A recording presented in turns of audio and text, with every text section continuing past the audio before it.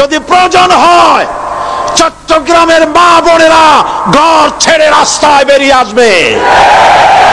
ঢাকা, সিলেট, খুলনা সমস্ত শহর বাংলাদেশ অচল হয়ে যাবে। মুসলমানদের ঈমান পরীক্ষার আগুন পরীক্ষার ক্ষেত্রে এগিয়ে শোনা, মুসলমানদের ঈমানের পরীক্ষা নিতে চেও না। আল্লাহর দ্বীন বাংলাদেশের জমিনে প্রতিষ্ঠা হবেই হবে ইনশাআল্লাহ। মনে হয় আমি এখন শহীদ হয়ে যাব, কারণ আমার নাকের মধ্যে আমি এখন আল্লাহর জান্নাতের সুঘ্রাণ পেতেছি। হযরত জাফর শহীদ হয়ে গেলেন। হযরত আব্দুল্লাহ বিন রাওয়াহা আর আবু উবায়দা দুজনে মিলে পতাকা ধারণ করার জন্য চলে এলেন। দূরের থেকে নজর করে পতাকা কে যেন উঁচু করে রাখছে।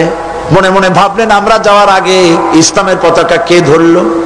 কাছে গিয়ে দেখেন হযরত জাফরের পা কাটা, দুই পা কেটে কাফেররা দুই দিকে ফেলে দিয়েছে, দুই হাত কেটে দুই দিকে ফেলে দিয়েছে, দেহটা একদিকে ফালায় রাখছে, আর শূন্য মাথাটা, শুধু মাথা একদিকে পড়ে থেকে ইসলামের পতাকা কামড়ায়া উঁচু করে ধরে রেখেছে। হযরতে আব্দুল্লাহ এবং হযরত আবু উবায়দা দুজনে মিলে হাত পা মাথা মস্তক একত্রিত করে কাফনের কাপড় পরাইয়া হযরত আবু উবায়দা বলেন, হযরত জাফরের পা থেকে শুরু করে মাথা পর্যন্ত চুমা খাইলাম, কবরের মধ্যে শোয়াই দিলাম। রাতের বেলায় আমি যখন ঘুমাইছি স্বপ্নে দেখি হযরত জাফর আল্লাহর জান্নাতের ভিতরে ফেরেশতাদের সাথে উড়ে বেড়ায়। আমি প্রশ্ন করলাম, জাফর আল্লাহ রাব্বুল আলামিন তোমার সাথে কি ব্যবহার করলেন? হযরত জাফর বলেন, ভাই আবু উবায়দা, আল্লাহ আমাকে জান্নাতের নাজ নেয়ামত দিয়ে বলেছেন, জাফর তুমি আমার কাছে আর কি চাও? আমি বলেছি, আল্লাহ কিচ্ছু চাই না, আর একবার জমিনে পাঠায় দাও, তোমার দিন কায়েমের জন্য কাফেরদের বিরুদ্ধে লড়াই করে জীবনটা আর একবার দিয়ে আসি। আমার বন্ধুগণ, আল্লাহর দিন কায়েমের জন্য, আল্লাহর দিন কায়েমের জন্য রক্ত দেওয়ার জন্য প্রস্তুত থাকতে হবে। আল্লাহর রাসূল নিজে রক্ত দিয়েছেন, রাসূল নিজে রক্ত দিয়েছেন, সাহাবায়ে কেরাম দিয়েছেন, তাদের রক্তের বিনিময় ইসলাম এই পর্যন্ত এসেছে। আজ পৃথিবীতে 140 কোটি মুসলমান এই পৃথিবীতে বসবাস করে, কিন্তু মুসলমানের সেই ইজ্জত আজ আর নাই। ঠিক কিনা? ঠিক কিনা? ও মুসলমান, মুসলমান হিসাবে গর্ববোধ করো। আমাদের পরিচয় কি? আমাদের পরিচয় কি? আমি আমার সমস্ত শক্তি দিয়া, হৃদয়ের সবটুকুন শক্তি নিয়ে বলছি, আমাদের পরিচয় বাঙালি নয়, আমাদের পরিচয় মুসলমান। চিল্লায় বলো, আমাদের পরিচয় কি? আর দেশ হিসাবে আমাদের পরিচয় বাংলাদেশী। দেশ হিসাবে পরিচয় কি? আর জাতি হিসাবে আমার নাম, আমি মুসলমান। চিল্লায় বলো আমরা কি? এই মুসলমান হলো সেই মুসলমান বিশ্বকবি, কবি সম্রাট আল্লামা ইকবাল বলেছেন, দস্ত দস্ত है दरिया भी न छोड़े हमने, दस्त दस्त है दरिया भी न छोड़े हमने, बहरे जुल्मत पे दौड़ा दिए घोड़े हमने।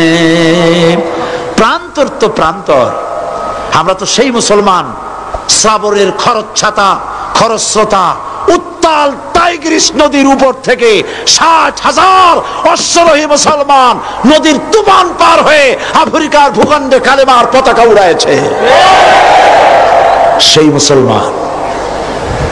সুতরাং যারা আমাদের সাথে, যারা আমাদেরকে জেলে দিতে চাও, যারা আমাদেরকে মারতে চাও, শহীদ করতে চাও, সিক্রেট মার্ডার করতে চাও, গুপ্ত হত্যা করতে চাও, গৃহযুদ্ধ বাঁধাতে চাও, শুনে রাখো, बातिल से दबने वाले आसमां नहीं हम, बातिल से दबने वाले आसमां नहीं हम, सौ बार कर चुका है तू इम्तिहान हमारा। 100 বার এ পৃথিবী টেস্ট করেছে, মুসলমান জীবন দিতে পারে, কাফেরের সামনে মাথা নত করতে জানে না। সুতরাং ভারতের পা চাটা গোলাম, ভারতের পা চাটা খরিদ করা গোলাম, সরকারকে বলছি মুসলমানদের ঈমান নিয়ে খেলা করবেন না, কোরআনের মাহফিলে বাধা দিবেন না।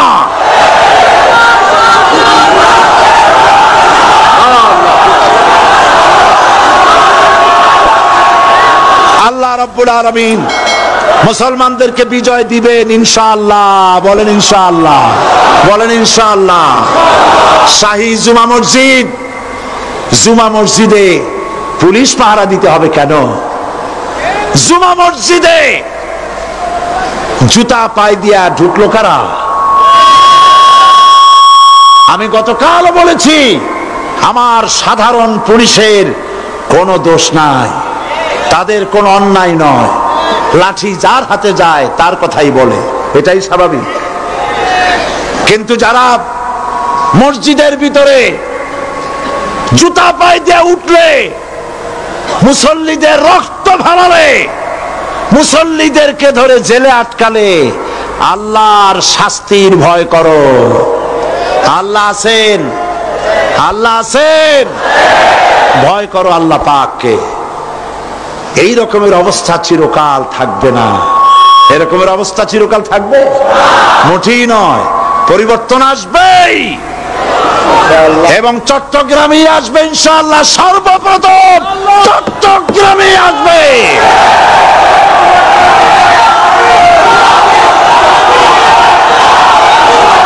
আজ আপনারা দেখতে পাচ্ছেন না, আপনারা দেখতে পাচ্ছেন না, স্টেডিয়ামের ভেতরে বীর চট্টলার 1400 বছর আগের খাদিজা আয়েশা দিয়ে এই স্টেডিয়ামের ময়দান 50,000 উপর মেয়ে লোক দিয়ে ভরে গেছে। এই দেশকে কেমনে থামাবা? এই দেশকে ভারতের গোলাম বানাইতে পারবা না। ইরানে যখন ইসলামী বিপ্লব হয়েছিল,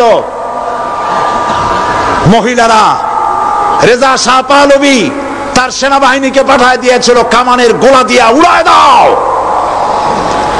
হাজার হাজার মা বোনেরা, পুরুষেরা মিছিল করছে, মায়ের কোলে বাচ্চা, মায়ের পেটে বাচ্চা, মায়ের ঘাড়ে বাচ্চা, কামানের গোলায় শত শত শহীদ হয়ে যাচ্ছে। পিছন থেকে কেউ পালায় না, সমুদ্রের ঢেউয়ের মতো একটা ঢেউ এসে আছড়ে পড়ছে, ঢেউগুলো পিছনে অ্যাবাউট টার্ন করে ফিরে যায় না, সব ঢেউ একটার পর একটা আছড়ে পড়ে উপকূল ধ্বংস করে দেয়। 200-300 শহীদ হয়ে গেল। পেছন থেকে নারীরা পালাচ্ছে না, মেয়ে লোকগুলি লাশের উপর দিয়ে চলে আসতেছে, তাদের আঁচলে ছিল ফুল, অস্ত্র নাই, নিরস্ত্র ইরানি মুসলমান মা বোনেরা আঁচল করে ফুল নিয়ে আসছে।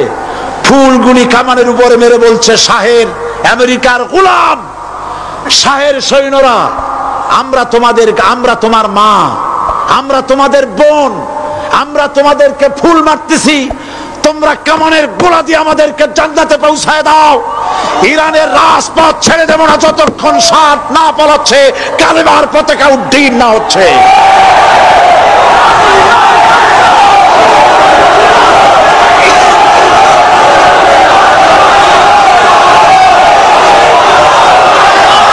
সুতরাং ভারতের পা চাটা গোলাম সরকারকে বলতে চাই, আজকের এই দৃশ্য চোখে দেখো, তাকায় দেখো, যদি প্রয়োজন হয় চট্টগ্রামের মা বোনেরা ঘর ছেড়ে রাস্তায় বেরিয়ে আসবে। ঢাকা, সিলেট, খুলনা সমস্ত শহর বাংলাদেশ অচল হয়ে যাবে। মুসলমানদের ঈমান পরীক্ষার, আগুন পরীক্ষার ক্ষেত্রে এগিয়ে এসো না। মুসলমানদের ঈমানের পরীক্ষা নিতে চেও না। আল্লাহর দ্বীন বাংলাদেশের জমিনে প্রতিষ্ঠা হবেই হবে ইনশাআল্লাহ। সেই সুযোগ আল্লাহ যেন দান করেন, বলেন আমিন। সুতরাং